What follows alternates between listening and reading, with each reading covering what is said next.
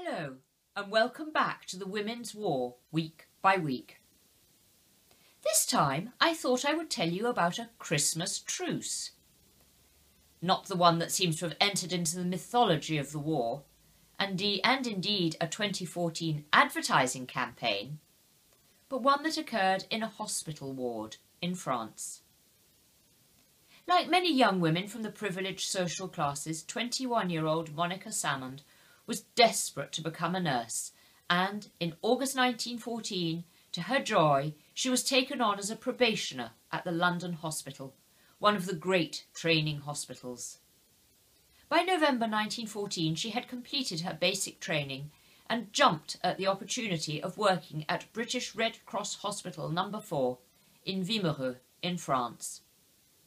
This one, like so many in the war's early days, was organised, subsidised, and indeed supervised by an English dignitary. Although we tend to think of hospitals as purpose-built places, this was not the case during the war, particularly in the early days.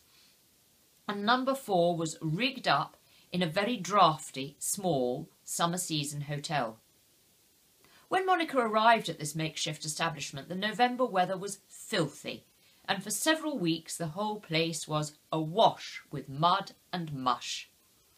Then, on Christmas Eve, the weather turned, cold, bright and sunny. Some of the nurses even braved a quick dip in the sparkling sea. Maybe the temperature of the sea was not much colder than the bath water. The heating system at the hotel was totally inadequate. In her diary, Monica recorded how there were 2 German prisoners in the big ward where she was nursing.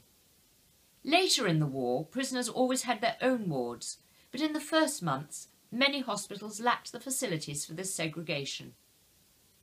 One of these 2 Germans was very badly wounded, as he had been shot through the lungs and was having difficulty breathing.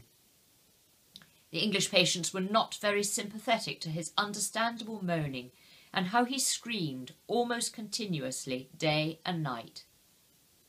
By Christmas Day their tolerance was running out, and so Monica decided to appeal to their better natures. She pointed out that the very young soldier was homesick, and it was Christmas for him just as much as it was for them. The Tommies responded to her pleas, and a spokesman asked her to relay their Christmas message to him. A simple one, but heartfelt nevertheless.